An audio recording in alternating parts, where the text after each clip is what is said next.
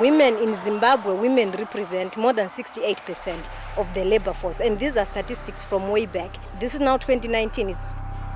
It's a probability that it can be over 70% now of women that are in agriculture, that are the labor in agriculture. And yet when it comes to machinery, when it comes to implements, or when it comes to resources, inputs in agriculture, whether it's a scheme by the government, a scheme by donors, you see the beneficiaries, 3/4 of beneficiaries may be men more than the women themselves. And I asked myself where the problem is, where is the loophole? Because women are doing all the work. So where are the loopholes? And there are many organizations. How I started myself, I owned an organization that wanted to address gender-based violence. But from my own personal view, I figured, well, maybe addressing just the GBV, I'm dealing with the symptoms and not the root cause. What if a woman is economically empowered? If we economically empower a woman, you have emancipated the woman, you have emancipated a girl child. They are not forced to stay in situations that they don't want to be in because they are there, because the breadwinner is the one who is abusing them. At least let them have the choice to stay because they want to be there than to be there because the situation doesn't allow them to go. And this is from research that I did where I went around Zimbabwe and I realized some situations where the girl child was being abused, the mother maybe knows, but they can't get out of it because the situation doesn't allow financially. So after looking at that and realizing maybe economic empowerment is the best, I looked at how best do you empower a woman economically. Zimbabwe is an agro-based economy, and that's when I found out that 68% of the labor force is the woman who represents the labor force that supports the backbone of our economy. So how about we train that woman to do farming professionally? When I was doing my research, I realized there are also women out there who share the same passion as I do. There are women out there who are also willing to volunteer to assist women for us to attain the same goal, which is food and nutrition security for our nation, and also to emancipate a woman and the girl child in the process. So I teamed up with 7 other women that have been active in the agrarian sector for years, women that have been giving in voluntary work. Over the years, they have been running with other charity organizations, and our common goal was emancipation of women, the girl child, and agriculture. So that became the foundation of Women in Agriculture Union, us uniting and becoming one organization. So we house and welcome all other organizations that represent women. WAU membership is free. WAU access to trainings and workshops is free because we believe that knowledge is power, information is power. So if we manage to impart this information to women for free, we are also empowering our nation in the process. So we have got programs where we are traveling in all provinces with what we have termed a field school, where we are teaching women, we are delivering experts in different sectors of the agriculture value chain. We have experts in soil experts, we have experts in crop production, we have experts in livestock, experts in fisheries, and we have also experts that deal with agro-processing, experts in marketing and branding. We represent the whole value chain. We want a woman to be taught not just to produce correctly. We want her to learn how to produce, package, brand, and market so that you get the best value for your produce. We are linking the woman to the best packages that can add value to her product. For example, if I give you an example that you can buy garlic in its raw form, maybe $1 a kg, but that same garlic, if you ground it for that same kg, you may buy it for $20. So that's what we are teaching the woman, that it is you who is working tirelessly in the field. It is time you reap what you deserve. It is time you make money from your own sweat before we have the middleman who is just sitting. By the time that the woman is in the field, the middleman is somewhere out there. Then the next thing is the one who makes more money than the woman that worked in the field. And at the same time as well, we are also considering the fact that as women, we are different from men. It's easy for a man to wake up, take a shower, pack, and is off to work. As a woman, I have to wake up, check if all the kids have got food, prepare for all the children, and the man, and he has to go before I can get time to go into the field. My timetable as a woman and the timetable of a man is different, and we are putting that into consideration. We are saying, how best can we still work with the woman, knowing and understanding her timetable, knowing and understanding that she is not as physically strong as the man, but she still delivers the same result, or sometimes even better when it comes to agriculture, than the man. So today the women in agriculture spent the whole day with the women in Mashonaland East, and we had our field school, and we had experts, a few from ministry and a lot from National Tested Seeds, and we were talking to women in the community about different aspects of the agribusiness. So the women were very, very excited, and we were happy that they all came out and were just expectant and wanting to learn. And we learned a lot. We were taught about the different seed varieties that are available, the different types of fertilizers we could use. They spoke a little bit on livestock, and we actually had a couple of the communal, the local farmers cook for us, so we had a taste of the produce from the land. So overall it was a really, really good day. We thoroughly enjoyed it as women in agriculture. I think it was a very big success, and we look forward to more days like this. We'll be going to the different provinces to showcase what women are doing, to teach women, and yeah, just continue to empower and bring training, because although we might think that agriculture is natural, I think we still need training for our women, and just to be able to empower them more. We also had, I forgot to say, we also had CBZ here as well. So it was good for our women to learn about the facilities that are available for them regarding financing with our partner CBZ as well. We had Command Agriculture, which is now Agro Yield. They gave us water for all our women. So yeah, I can't complain. It was a very good day, long day, but brilliant day. We had one of our local farmers speak about the issues that they are facing, that they come across as women farmers in the area.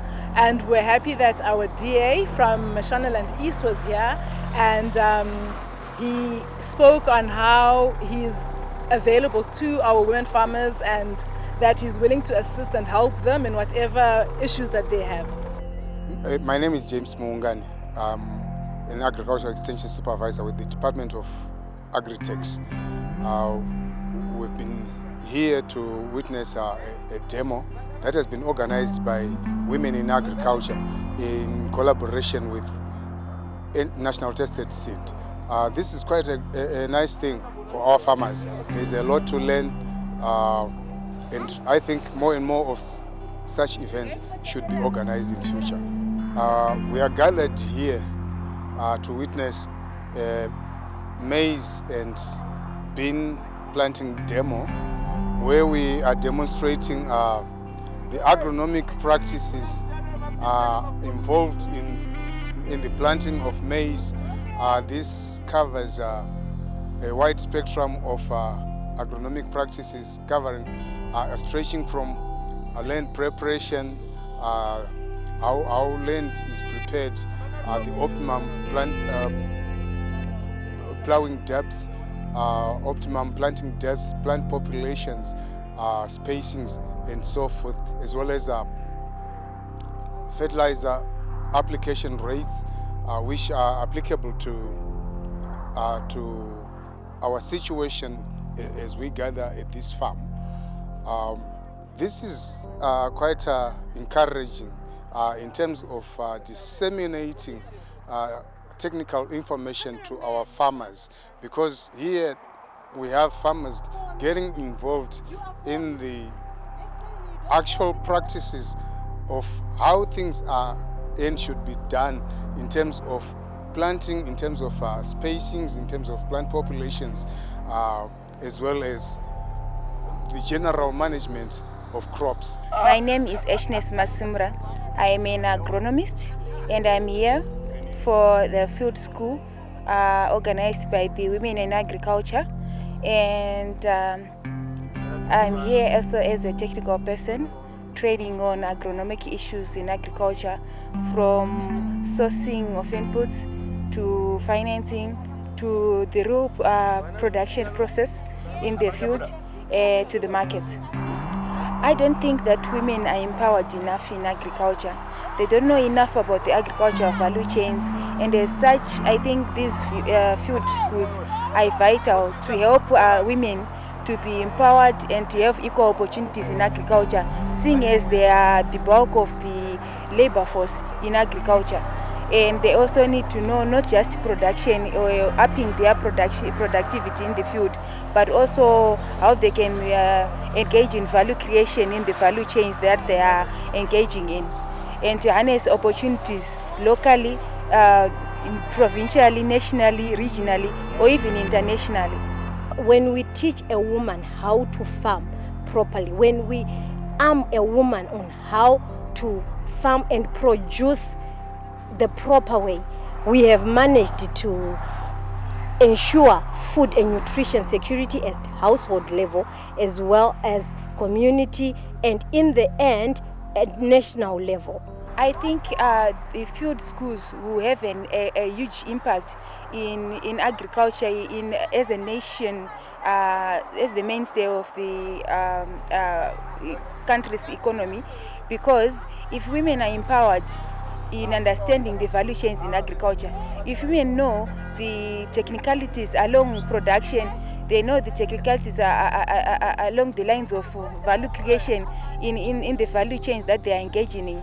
It means that we not only increase productivity, but we help commercialize their models, their agric models, and we don't just get food security as a plus. We also get them to have some form of livelihood, especially for young women.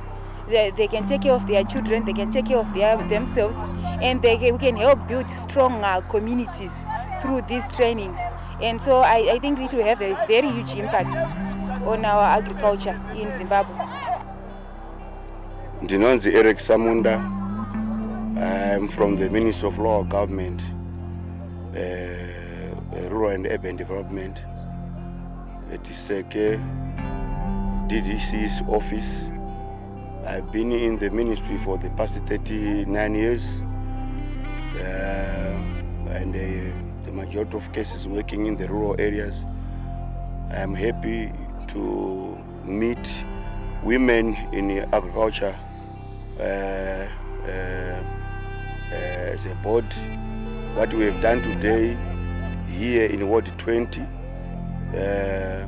of Manyame Road City Council, Second District, it's a clear demonstration that women need to be given opportunities to acquire their own land and do production in any crop they wish to do. And I've heard that they are even aiming at producing crops that are for export nature, and that will then give them a good income for their families as such. or these field demonstrations like what we have done here in Ward 20, if it can be done everywhere in the country, in every province, that will actually encourage more women to want to participate in agriculture. You know, there is a general feeling that people should stay in town and leave land, which is income generating. As you know, land is economy. Economy is land. People should actually staying in town and go and till land for their own household, food security, as well as for income sources. To women who are not yet part of the Women in Agriculture Union, I would like to say this is a great opportunity for you to link up with other women in agriculture across the country. It's not just about your localities, but all across the country. And you can integrate your business models with others to create something bigger and stronger and derive more value in groups. You can try aggregating produce for bigger markets, better markets.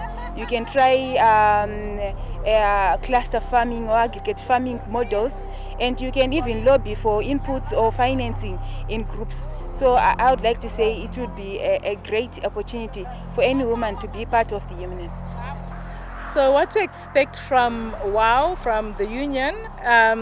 Well, I think for January we have a fun day, and we have a day where we are going to be showcasing one of our farmers' center pivots, where they have sort of reinvented the wheel, and they have gone back to the drawing board and created a pivot that works for our women, because usually, you know, pivots are just hectically huge and masculine, for lack of a better word. So he's created a center pivot that our women are able to use in their clusters. So we're going to be having a day where we're showcasing that, and obviously throughout the year we're having different field days, field schools in the different provinces, just to continue training and teaching women and empowering our women.